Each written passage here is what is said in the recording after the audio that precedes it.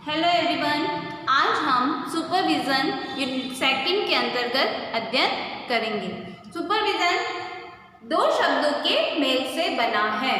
Supervision, super मतलब उच्च, vision मतलब दृष्टि, उच्च दृष्टि।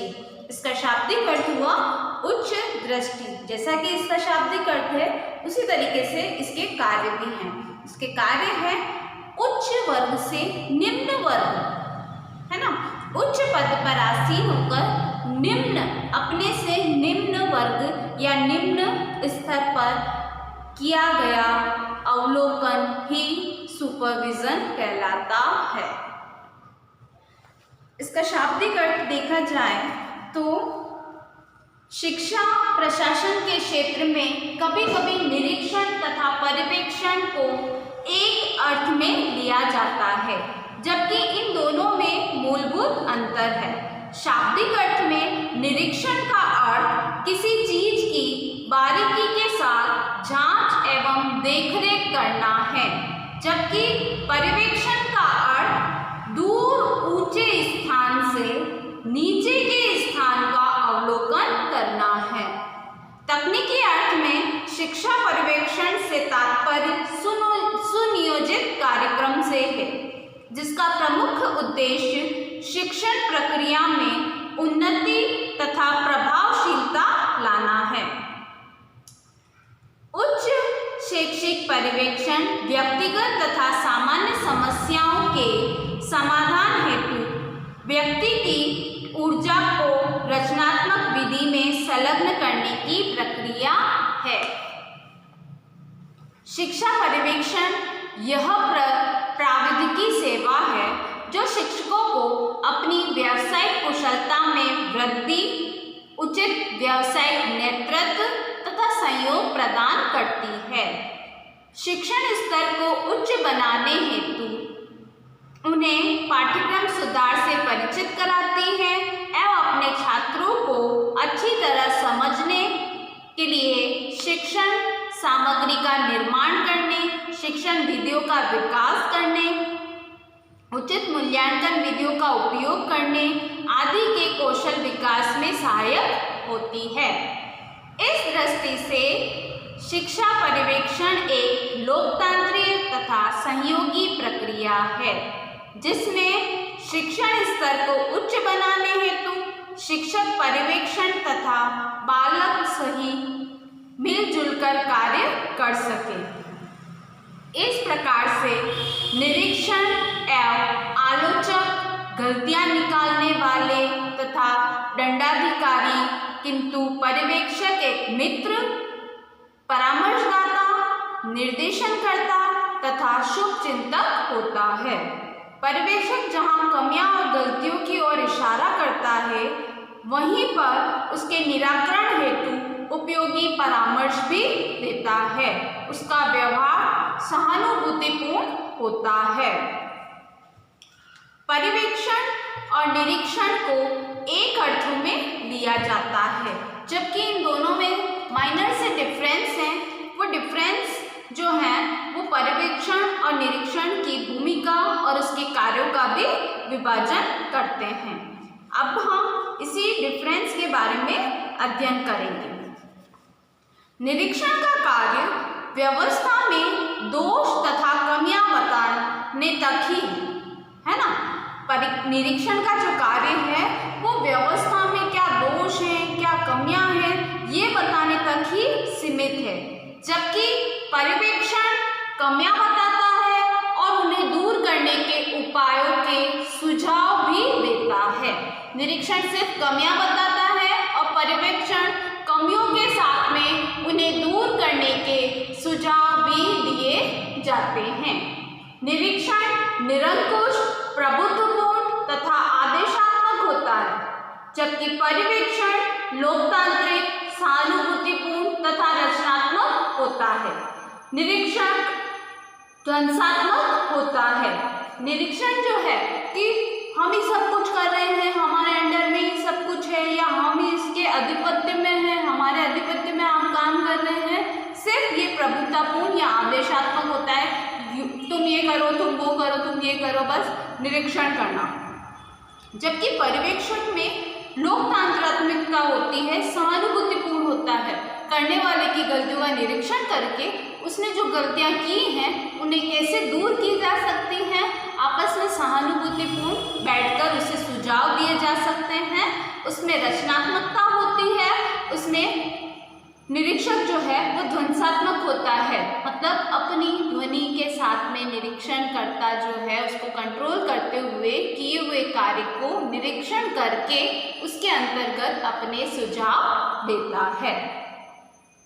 निरीक्षण विद्यालय व्यवस्था, संचालन, आर्थिक पहलू तथा उपस्थिति आदि के संबंध में होता है, जबकि पर्यवेक्षण का संबंध शिक्षण को सुधार कार्यक्रमों से अधिक होता है। निरीक्षण जो है वो विद्यालय व्यवस्था में संचालन, आर्थिक पहलुओं मतलब वित्तीय व्यवस्था, उपस्थिति आदि मतलब अटेंडेंस आदि से अधिक संबंध रखता है, जबकि पर्यवेक्षण का संबंध शिक्षण सुधार कार्यक्रमों से अधिक होता है। निरीक्षण क्षणिक, आकस्मिक तथा अल्पकालिक होता है। निरीक्षण जो है वो क्षणिक होता है, आकस्मिक होता है, मतलब कुछ पल के लिए निरीक्षण किया जाता है, वो क्षणिक होता है, कुछ देर के लिए होता है, आकस्मिक होता है, अचानक, मतलब वो पहले से पूर्व में सुनियोजित नहीं होता है, उसका अल्पकालीन और थोड़ी समय के लिए ही उसका निरीक्षण किया जाता है। जबकि पर्यवेक्षण एक सतत प्रक्रिया के रूप में होता है। पर्यवेक्षण पूर्व प्लानिंग होती है कि पर्यवेक्षण किया जाएगा, उसमें वो उसका बेस्ट प्रेजेंट करता है, उसके बाद में वो जो है जो पर्यवेक्षण है, जो सुपरवाइजर जो आया है वो जो है उस क्वालिटी को देखता है और उसमें अपने सुझाव देता है कि इस टॉपिक को इस तरीके से या शिक्षण में और किस तरीके से सुधार किए जा सके। क्योंकि निरीक्षण का कार्य जो है वो व्यवस्थाओं से होता है, संचालन से होता है, आर्थिक पहलुओं से होता है, अटेंडेंस से रिलेटेड होता है, जबकि पर्यवेक्षण का उद्देश्य होता है शिक्षण सुधार कार्यक्रम, है ना, शिक्षण में कैसे सुधार किया जाए, उसमें कैसी टेक्निक से और अच्छा इम्प्रूव किया जा सकता है, उसमें कौन सी वीडियो को जो है कौन से मेथड को डेवलप किया जा सकता है, तो इन बारे में वो विचार करता है। और सुपरविजन जो है एक सतत प्रक्रिया है। निरीक्षण कार्यक्रम का दायित्व एक या दो चार व्यक्तियों पर होता है। निरीक्षण का दायित्व जो है या एक पर होगा या एक से दो या दो से चार व्यक्तियों का निरीक्षण का कार्य होता है, लेकिन पर्यवेक्षण का दायित्व अनेक व्यक्तियों पर होता है। पर्यवेक्षण में प्रधानाध्यापक, शिक्षक, प्रशासन तथा सरकार सभी के प्रयास सम्मिलित रहते हैं। निरीक्षण में नेतृत्व का अभाव रहता है। निरीक्षण ऊपर से लादा हुआ होता है, इसमें शिक्षकों को बाध्य किया जाता है, जबकि पर्यवेक्षण किसी को बाध्य नहीं किया जाता, वरन शिक्षकों का सहयोग प्राप्त किया जाता है। निरीक्षण का कार्य छिद्रान्वेषण करता है, मतलब उसे छिन्न भिन्न करने वाला होता है। पर्यवेक्षण का कार्य सहायता तथा मार्गदर्शन करना है, मतलब उसकी हेल्प करना है, उसे कोई टेक्निक समझ में नहीं आ रही है तो उस टेक्निक को समझाना है, उसको कार्य को इजी गोइंग करना है, उसको सपोर्टिव बनाता है, मतलब उस कार्य को करने के लिए उसको सपोर्ट देने के लिए होता है। जबकि निरीक्षण जो है वो कार्य को आपने ऐसा किया, आपने वैसा किया, आपने ये नहीं किया, आपने वो नहीं किया, इट मीन्स कहने में कि वो उस समग्र का विश्लेषण करता है और विश्लेषण करने के बाद में आपको कटु सत्य कहता है। लेकिन पर्यवेक्षण जो है वो आपको सहानुभूतिपूर्ण, सहायतापूर्ण, एक व्यवस्थित ढंग से, एक सतत रूप में आपको मार्गदर्शन देता है। निरीक्षण के कार्यों की अपेक्षा पर्यवेक्षण के कार्य अधिक व्यापक होते हैं, उदार होते हैं तथा सहायतापूर्ण होते हैं। निरीक्षक के 3 कार्य बताए गए हैं। प्रशासनिक के साथ निरीक्षण कार्य, निरीक्षण कार्य के साथ में ही जो है संपर्क के कार्य, ये 3 कार्य होते हैं निरीक्षक के 3 कार्य बताए गए हैं। निरीक्षक के कार्य जिला स्तर पर शिक्षा विभाग का कार्य कार्यालय जिला विद्यालय निरीक्षक के नेतृत्व में कार्य करता है। इस स्थिति में उसे अपने कार्य से संबंधित सभी कार्यों का संचालन तथा व्यवस्था करनी पड़ती है। प्रशासनिक अधिकारी के रूप में जिला अंतर्गत राजकीय माध्यमिक एवं प्राथमिक विद्यालयों के अध्यापकों की व्यवस्था करना, उनके स्थानांतरण करना, उनके अवकाश को स्वीकृति आदि कार्य करता है। वेतन भत्ते अन्य आर्थिक पहलुओं के दायित्व संभालता है।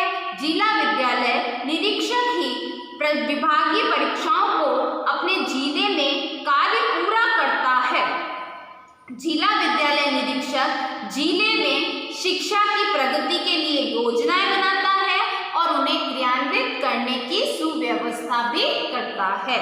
फिर है निरीक्षक का दूसरा कार्य है निरीक्षण कार्य। अपने कार्यालय की व्यवस्था, संचालन तथा देखरेख करना के अलावा जिला शिक्षा निरीक्षक को अपने जिले की सीमांतर्गत स्थिति माध्यमिक एवं प्राथमिक विद्यालयों का सामयिक निरीक्षण करना भी होता है।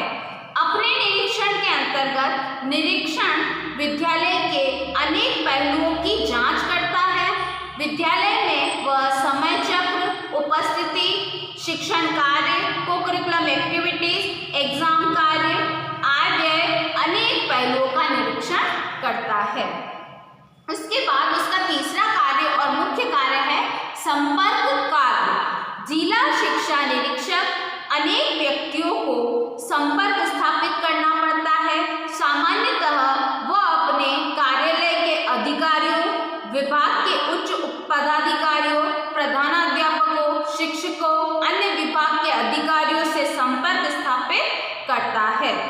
उसे जनसंपर्क की भी आवश्यकता पड़ती है। वह अभिभावकों से भी संपर्क करता है, जिसे जिलाधीश तथा अन्य विकास अधिकारियों से संबंध बनाने पड़ते हैं। निरीक्षण की विधियां भी होती हैं।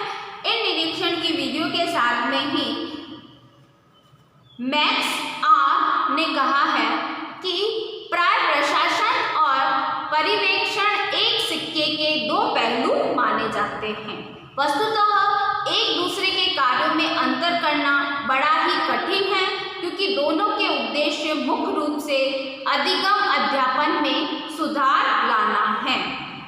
विद्यालय कार्यालय और उसके कार्य छात्र छात्राओं के विद्यालय के नियमों का पालन कराना और कर्मचारियों के कार्यों की निगरानी करना इसके मुख्य कार्यों के अंतर्गत आता है। विद्यालय पर्यवेक्षण की आवश्यकताएं। विद्यालय में अध्यापन की भांति पर्यवेक्षण की भी आवश्यकता होती है। एक पर्यवेक्षक कई विद्यालयों का पर्यवेक्षण करता है। विद्यालयों में पर्यवेक्षण की आवश्यकता जो है निम्नलिखित कार्यों के लिए की जाती है।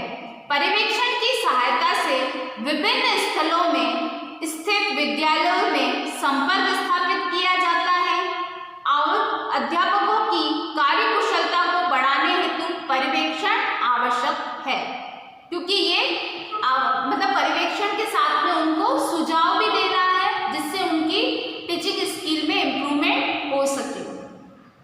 पर्यवेक्षण छात्र तथा शिक्षकों को अनुप्रेरित करने हेतु आवश्यक है। पर्यवेक्षण जो है वो छात्रों को और अध्यापकों को दोनों को अनुप्रेरित करने के लिए आवश्यक है। यह विद्यालय में संचालित होने वाली गतिविधियों का मूल्यांकन करने में भी सहायता प्रदान करता है। यह अध्यापक को अपने ज्ञान का नवीनीकरण करने में सहायता प्रदान करता है। विद्यालय में उत्पन्न कुप्रवृत्तियों को दूर करने में सहायक है।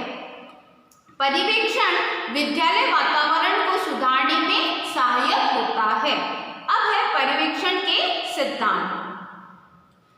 निरीक्षण के दोषों को दूर कर अधिक उपयोगी बनाने के लिए विभिन्न आयामों एवं विद्वानों ने निम्न सुझाव दिए हैं, जिनको हम सिद्धांत के रूप में उपयोग करते हैं। सरकारी निरीक्षण विद्यालय के अभिलेखों, सरकारी अनुदान के उचित प्रयोग, वित्तीय मामलों की व्यवस्था करने, सरकारी निर्देशों के पालन के अतिरिक्त शैक्षिक कार्यक्रम की भी जांच करें।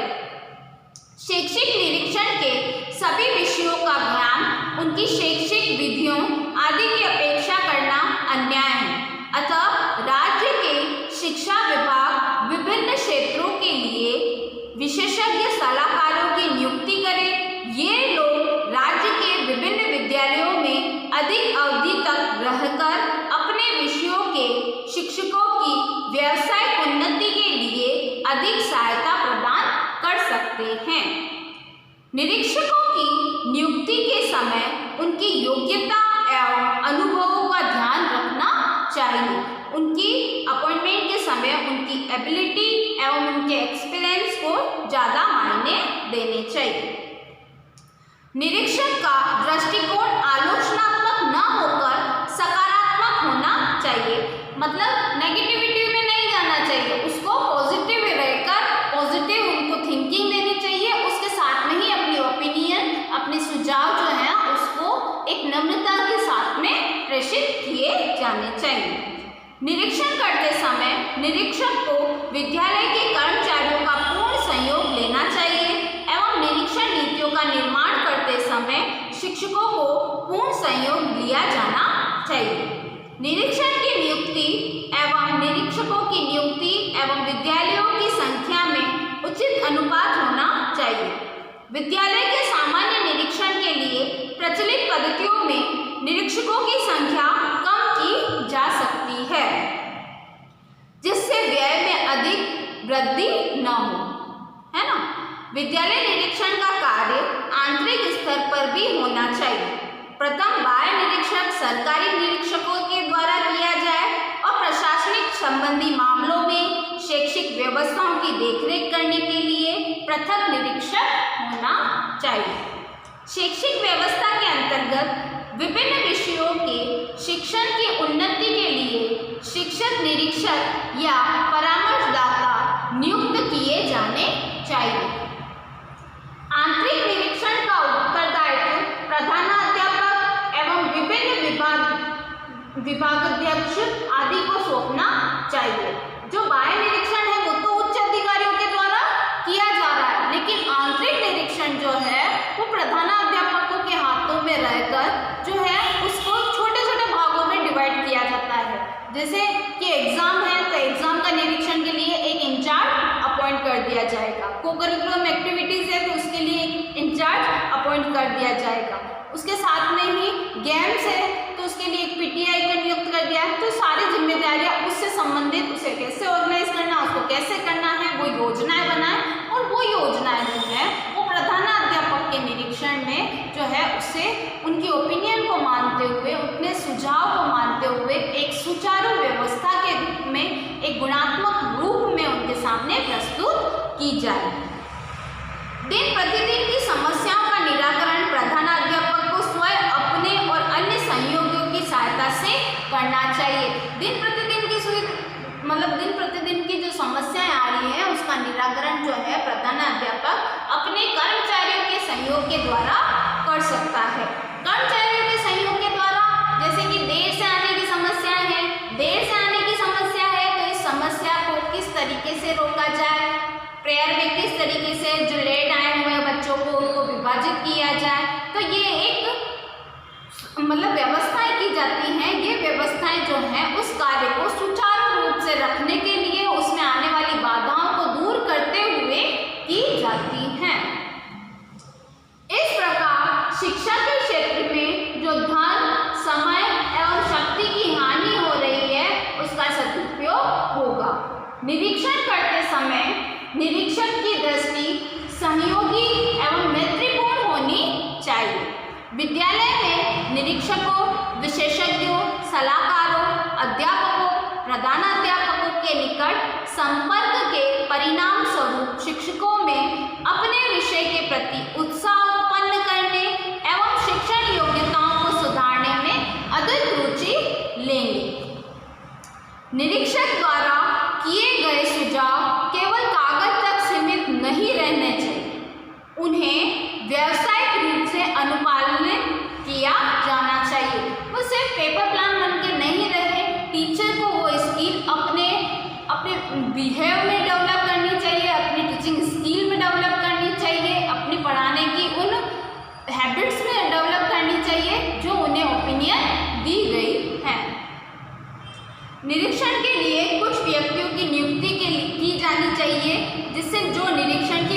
योग्यताएं रखते हो। निरीक्षण कौन व्यक्ति अच्छा कर सकेगा? जिसमें वो स्किल डेवलप हो, जिसमें वो गुण हो कि वो निरीक्षणकर्ता को, जो क्योंकि पढ़ाने वाला भी परफेक्ट पढ़ाएगा, लेकिन उनकी कमियों को कौन दूर करेगा? जो उन गुणों को जानता हो, जो उस विषय को जानता हो, उस विषय की बारीकी को समझता हो। तो ऐसे व्यक्ति को अपॉइंट करना चाहिए जो निरीक्षण की योग्यता रखता हो। विद्यालय पर्यवेक्षण के उद्देश्य। विद्यालय पर्यवेक्षण में शिक्षा के सामान्य उद्देश्य हैं, विद्यालय के उद्देश्य तथा परंपराएं हैं, शिक्षकों एवं छात्रों की समस्याओं का परिचय प्राप्त करना है, छात्रों की समस्याओं के निदान एवं उपकरण के लिए उचित कदम उठाने हैं, अध्यापकों को विद्यालय के छात्रों की आवश्यकता एवं समस्याओं से अवगत कराना है एवं उनके निराकरण हेतु उचित सहायता प्रदान करना है। अध्यापकों को प्रेरित करने के लिए अध्यापन क्षमता को उन्नत एवं विकसित करना है। अध्यापकों को नैतिक स्तर को प्रोत्साहित करना है। अध्यापकों को समय समय पर अध्यापन संबंधी नवीन गतिविधियों से परिचित कराना है। इसके लिए कितनी बार इन सर्विस प्रोग्राम भी ऑर्गेनाइज किए जाते हैं। अध्यापकों की योग्यता तथा क्षमताओं का पता लगाकर उन्हें अनेक रूपों में कार्यों को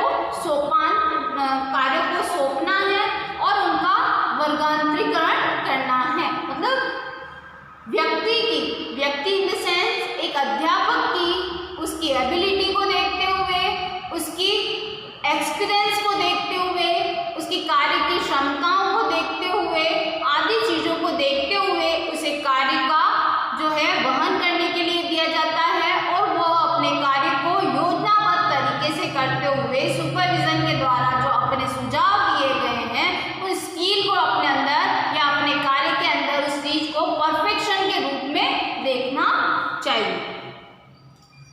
शिक्षकों को विशेष योग्यताओं के विकास के अवसर प्राप्त करना चाहिए। मानवीय संबंधों में परस्पर विश्वास उत्पन्न करना, सहयोग को बढ़ावा देना, शिक्षकों को व्यावसायिक विकास के अवसर प्रदान करना, विद्यालय विकास की योजनाओं में तथा कार्यक्रमों में शिक्षकों को नियमित सहयोग प्राप्त करना चाहिए। सेवारत प्रशिक्षण कार्यक्रमों का नियोजित आयोजन करना चाहिए।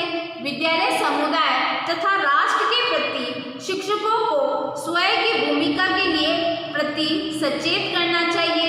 विद्यालय एवं कर्मचारियों के कार्यों के प्रति निष्ठा जागृत करने के लिए पर्यावरण सृजित करना चाहिए। विद्यालय के प्रशासनिक ढांचे में उत्पन्न हुए दोषों का उन्मूलन करना चाहिए। ये पर्यवेक्षण के मुख्य उद्देश्य हैं। पर्यवेक्षण के क्षेत्र मुख्य रूप से दो भागों में बांटा गया है। पर्यवेक्षण की निदानात्मक भूमिका और पर्यवेक्षण की मार्गदर्शन संबंधी भूमिका। पर्यवेक्षण की निदानात्मक भूमिका के अंतर्गत तीन बातें मुख्य रूप से आती हैं। पर्यवेक्षण को दो भागों में बांटा गया है, पर्यवेक्षण की निदानात्मक भूमिका और पर्यवेक्षण की मार्गदर्शन संबंधी भूमिका। निदानात्मक भूमिका के अंतर्गत तीन बातें मुख्य रूप से होती है। कक्षा शिक्षण का निरीक्षण एवं अवलोकन करना, शिक्षकों द्वारा कक्षा में दिए गए कार्य का पर्यवेक्षण करना और प्रधानाध्यापक द्वारा शिक्षकों के प्रदत्त कार्य का पर्यवेक्षण करना। कक्षा शिक्षण का निरीक्षण। अनुदेशन में पर्यवेक्षण में कक्षा शिक्षण का निरीक्षण सर्वाधिक महत्व रखता है। अधिकांश कक्षा निरीक्षण में पर्यवेक्षण का पर्याप्त ही मानते हैं। कक्षा निरीक्षण का मुख्य उद्देश्य कक्षा समस्याओं का पता लगाना, शिक्षक द्वारा विकसित पाठ्य वस्तु का विकास किस प्रकार किया जा रहा है इसका पता लगाना, शिक्षक द्वारा किन कठिनाइयों का सामना किया जा रहा है इसका पता लगाना एवं पता लगाकर उनके शिक्षण में सुधार लाने हेतु सहयोग एवं सुझाव सहायता प्रदान कर करना, उनको जो समस्याएं फेस कर रहे हैं उनमें सहायता प्रदान करना। शिक्षकों द्वारा कक्षा में दिए गए कार्य का पर्यवेक्षण करना, पाठ का सारांश देना, गृह कार्य देना, प्रायोगिक कार्य करवाना, व्याख्या देना आदि का समावेश इसके अंतर्गत होता है। इन कार्यों में रिपोर्ट के आधार पर शिक्षकों की योग्यता, कार्य के प्रति निष्ठा, विषय की तैयारी एवं विद्यार्थियों को दिए गए कार्य की जांच आदि का पता लगा सकते हैं। समयाभाव एवं व्यस्तता के कारण प्रधानाध्यापक प्रत्येक कक्षा में नहीं जा सकते, परंतु इन्हीं कार्यों के रिकॉर्ड की सहायता से वो शिक्षक एवं विद्यार्थियों के कार्य का मूल्यांकन कर सकते हैं। प्रधानाध्यापक द्वारा शिक्षकों के प्रदत्त कार्य का पर्यवेक्षण, शिक्षक के कार्य बालक का मानसिक विकास करने तक ही सीमित नहीं है, उसके शारीरिक, सामाजिक, भावात्मक, संवेगात्मक आदि के विकास से भी ध्यान रखना आवश्यक है। इन विविध विषयों एवं क्षेत्रों शैक्षिक अनेक पाठ्य सहगामी क्रियाओं के संचालन करने के लिए, जिसमें सांस्कृतिक कार्य, खेल कूद, भ्रमण, गोष्ठियाँ, प्रदर्शनियाँ, उसके साथ में रैलियाँ, ये सभी कार्य शैक्षिक ही हैं, बालक के सर्वांगीण विकास के रूप में सहायक होते हैं। इन कार्यों को समय समय पर पर्यवेक्षण एवं आवश्यकता अनुसार मार्गदर्शन करके प्रधानाध्यापक के लिए परम आवश्यक है। अब है पर्यवेक्षण संबंधी मार्गदर्शन संबंधी भूमिका। इसमें है शिक्षकों की व्यावसायिक समस्या एवं पर्यवेक्षण। प्रधानाध्यापक को केवल पर्यवेक्षण की कला में ही दक्ष नहीं होना है, पर्यवेक्षणों को व्यावसायिक विकास के लिए उन्हें सलाह भी देनी है। सलाह के साथ में क्रियाकल्पों के विकास के लिए, एक सर्वेक्षण के लिए शिक्षकों एवं शिक्षकों के सामूहिक प्रोजेक्ट, नवीन वीडियो, विद्यार्थियों द्वारा पैदा की गई समस्याओं आदि के हल करने में भी योग्य होना चाहिए। शिक्षकों के गुण, दोष एवं पर्यवेक्षण। पर्यवेक्षण दोनों ही प्रकार के शिक्षकों की सहायता करता है। वे शिक्षक जो विषय में अत्यंत कमजोर रहते हैं, उनकी कमियों को दूर करता है। योग्य शिक्षकों को निरंतर अपनी कार्यकुशलता एवं योग्यता बढ़ाने के लिए प्रोत्साहित करता है। इसके लिए पर्यवेक्षक को प्रत्येक शिक्षक पे कमजोर पक्ष एवं सबल पक्ष को जानना परम आवश्यक है। शिक्षकों की शिक्षेतर त्रुटियों को दूर करते हुए उनकी क्षमताओं के विकास से संबंधित करता है।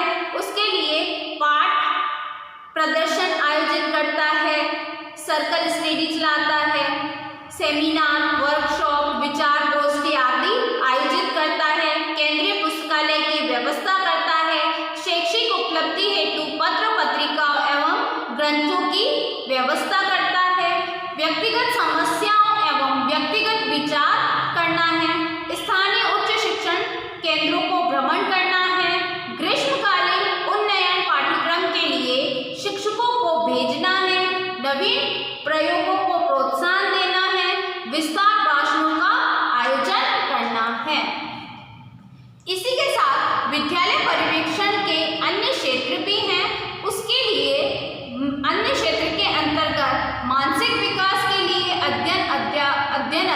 अधिगम प्रवृत्तियों को आयोजित करना है, शारीरिक विकास के लिए खेलकूद प्रवृत्तियों को आयोजित करना है, सामाजिक, सांस्कृतिक एवं संवेगात्मक विकास के लिए सामाजिक सांस्कृतिक प्रवृत्तियों का आयोजन करना भी आवश्यक है।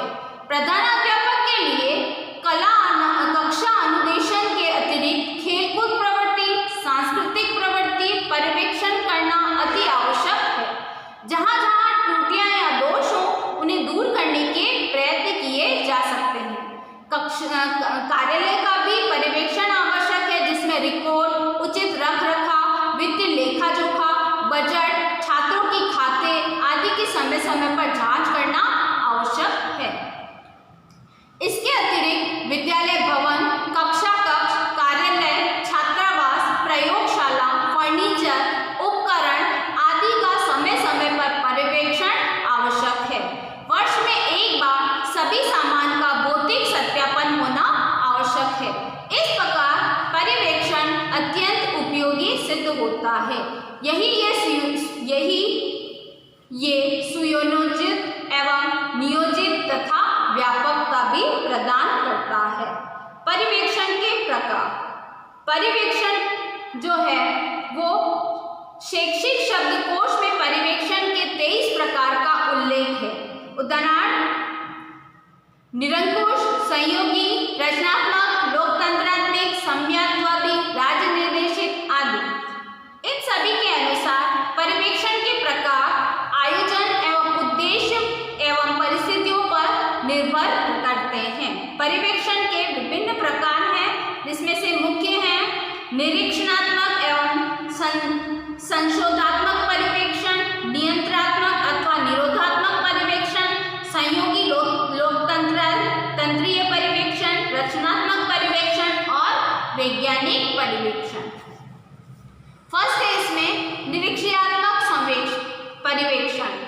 इस पर्यवेक्षण के अंतर्गत मुख्य उद्देश्य केवल त्रुटियों का पता लगाना होता है। इस पर्यवेक्षण के अनुसार यह माना जाता है कि विभिन्न परिस्थितियों एवं विषयों की विभिन्न विधियों जिनके प्रयोग एवं शिक्षण को प्रभावशाली बनाया जा सके, अधिकारियों का दृष्टिकोण छिद्रान्वेषण होता है। अधिकारी पर्यवेक्षण के नाम से भी जाना जाता है। इस प्रकार के अधिवेशन में आज्ञा, निर्देश, नियमों पर अधिक बल दिया जाता है। कारण जो है पूर्व सुनियोजित क्रियान्वयन पर अधिक बल देता है। पर्यवेक्षण निर्धारित मानदंडों के आधार पर शिक्षण की सफलता एवं प्रशासन की सफलता को आंकता है। इन कार्यविधियों की निंदा की जाती है जिन्हें पर्यवेक्षण उपयुक्त नहीं समझते। इन पर्यवेक्षण की सर्वाधिक आलोचना होती है क्योंकि पर्यवेक्षण में शिक्षकों के प्रति हीन दृष्टिकोण इसके लिए उत्तरदायी है।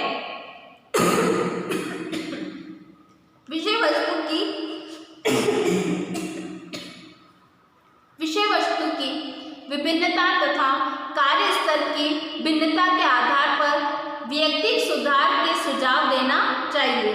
पूर्व क्रियाविधि की विधियों के सभी स्थानों के लिए उपयुक्त नहीं माना जा सकता। निरीक्षक पर्यवेक्षण के अधिक गुण हैं, जिसमें है कि कार्य व्यवस्था की दृष्टि से उपयुक्त है, अधिकारियों के भय से कार्यविधि को विधिपूर्ण सहयोग मिलता है। इसी को हम आगे कंटिन्यू करेंगे। इसी साथ में इस वीडियो के साथ में जो आपको असाइनमेंट है उसमें फर्स्ट क्वेश्चन है, आपका शॉर्ट आंसर लिखना है। आपको पर्यवेक्षण एवं निरीक्षण में अंतर स्पष्ट कीजिए। निबंधात्मक प्रश्न है, शिक्षा निरीक्षण से आप क्या समझते हैं? निरीक्षण के विभिन्न कार्यों का वर्गीकरण कीजिए, उसके प्रकार, उसके चरणों को भी स्पष्ट कीजिए। Thank you.